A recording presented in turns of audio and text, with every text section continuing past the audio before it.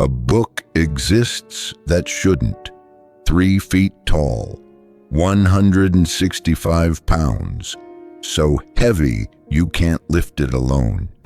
And it took the lives of 160 donkeys just to create the pages. Not human, that's what they call it. Because when you look inside, something's wrong. This is the Codex Gigas, and nothing about it makes sense.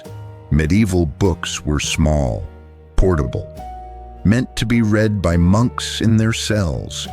But this, you can't even lift it without help. You can't open it alone. You can't turn the pages without straining. So why would anyone build a book this way unless it wasn't meant to be read the way other books were read? The legend says a monk created it in a single night, that he was sentenced to death for breaking his vows, that in desperation he promised to write a book containing all human knowledge before dawn. Impossible, right?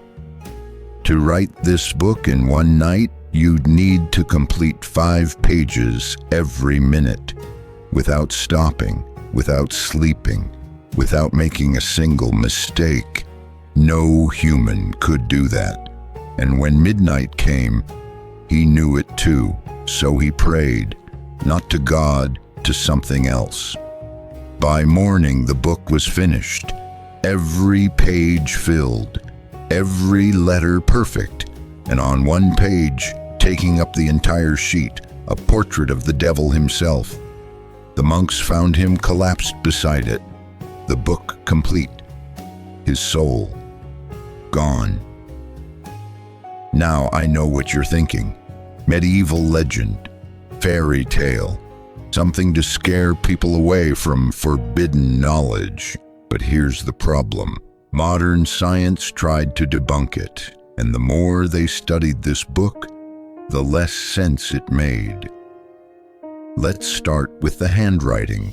Researchers analyzed every page, every letter, every stroke of the pen, and they confirmed something impossible.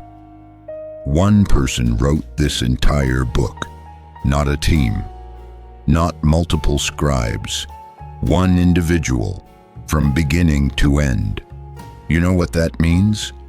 At the pace medieval scribes worked, this book would have taken 20 to 30 years to complete.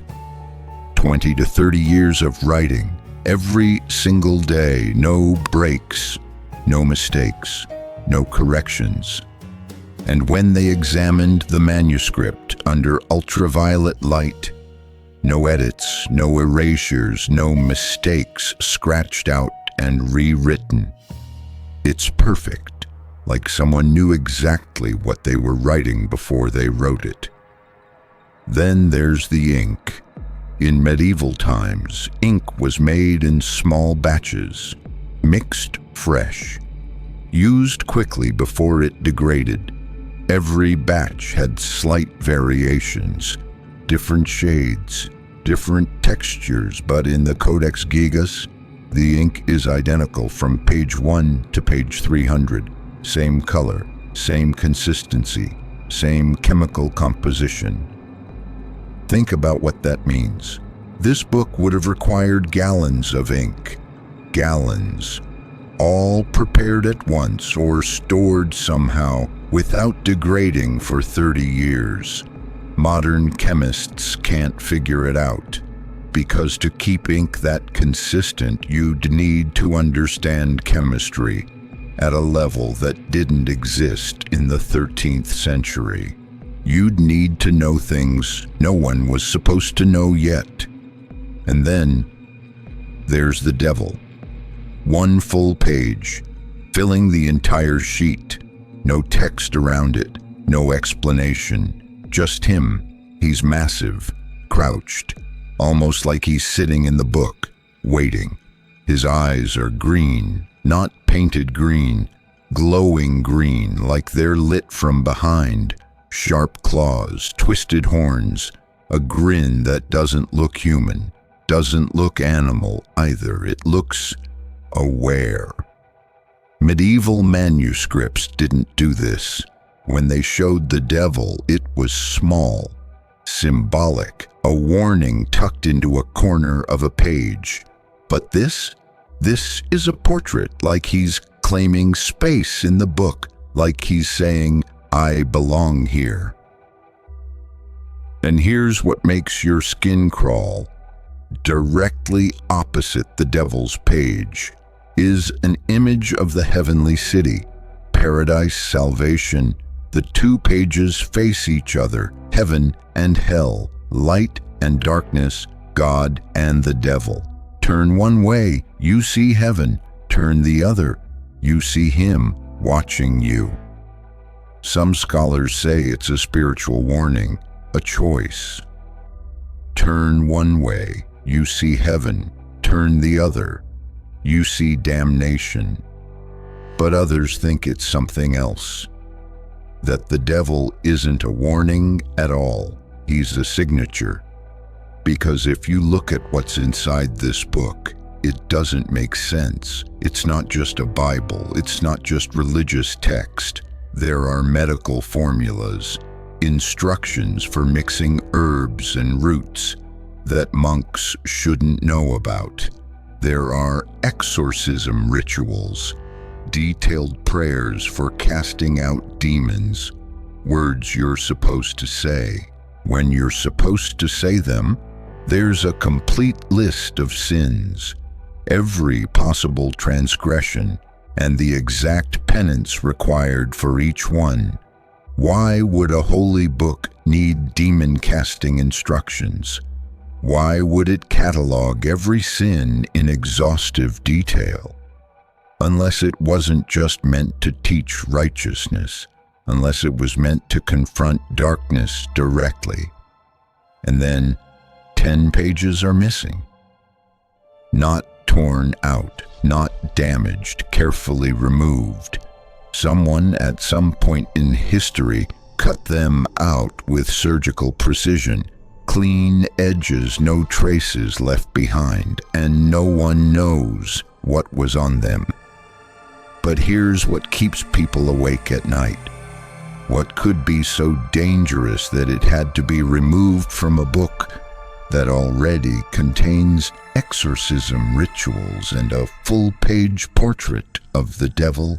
What knowledge was too forbidden, even for the devil's Bible? Some think it was prophecies, apocalyptic visions that came true and terrified those who read them.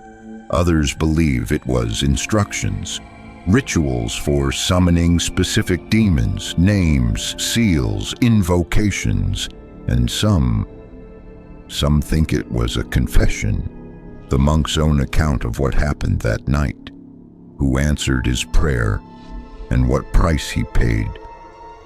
Whatever it was, someone decided the world couldn't see it. Now here's where it gets personal. This book has a reputation, a pattern, and patterns are hard to ignore. The monastery that created it, Podlages in Bohemia, it fell into ruin, financial collapse, eventually abandoned. Some say the book brought misfortune instead of glory. Then it was moved to another monastery, Brevnov. That one burned. During the 30 Years' War, Swedish soldiers looted it, took it back to Stockholm as a prize, and in 1697, a massive fire destroyed the royal castle, the entire building gone. One librarian, desperate to save the Codex, threw it out of a third-story window. The book survived the fall, barely scratched. The castle didn't. Later, researchers who spent too much time studying it reported strange things: headaches, nightmares, an overwhelming sense of being watched. One scholar in the 1800s claimed he couldn't stop thinking about the devil's portrait, that every time he closed his eyes, he saw those green eyes staring back. He stopped his research, never touched the book again. Is it cursed? I don't know, but fires follow it. Ruin follows it, and it refuses to be destroyed. And here's the thing that keeps me up at night. This book is still here. After 800 years, wars, fires, looting, collapse of empires, and it's still intact, almost like it refuses to be destroyed. So let me ask you something. What kind of book survives everything? What kind of manuscript is too important to burn, too dangerous to keep, and too mysterious to understand? The Codex Gigas sits in Sweden's National Library right now, behind bulletproof glass, climate-controlled, protected. You can go see it. And if you do, here's what you'll notice. The room gets quieter when you approach it. Not because people stop talking. They do. But it's more than that. It's the weight of it. Not the physical weight, something else. When you stand in front of that glass, looking at those pages, you feel it. The size is overwhelming. You can't process how something this massive could be written by one person. And then you see the devil's page. And it's looking at you, not at the room, not at the wall behind you, at you. People say it's just paint on vellum, just an image. But when you're standing there, you're not so sure. If you spent 30 years writing a book, what would you put in it? Your beliefs, your knowledge, your fears. Now imagine you believed you were running out of time, that you had to finish it before you died, before the world forgot you. Would you include everything, even the things you weren't supposed to know? Here's what I need you to think about while you're watching this. That monk, whoever he was, he knew something he put into this book, something that maybe we're not supposed to understand. And maybe those missing pages, maybe they were removed because someone finally did understand. Drop a comment, tell me, do you think this book was written by human hands alone? Or was there something else involved? Because I read every single comment, and I want to know what you think. There's something else I need to tell you. The Codex Gigas isn't the only manuscript that claims to bridge the human and spirit worlds. It's not the only book that promises power over the unseen. There's another one, a grimoire that doesn't just show you the devil. It tells you how to summon him, how to command him, how to make him obey. It's called the Key of Solomon, and where the Codex Gigas might be the result of a pact, the Key of Solomon teaches you how to make one yourself. Kings have killed for it, secret societies have hidden it, and the rituals inside aren't legends, they're instructions. Step by step, name by name, exactly what to say, exactly when to say it, exactly how to draw the circle that protects you or traps you. I've already gone through it. Every page, every seal, every invocation that was meant to stay buried. That video is waiting for you right now. But before you click, understand something. The Codex Gigas shows you what happens when someone asks the darkness for help. The Key of Solomon shows you how to do it yourself. One book shows you the door, the other gives you the key. Click the video on your screen and see what happens when humans try to command what they were never meant to touch.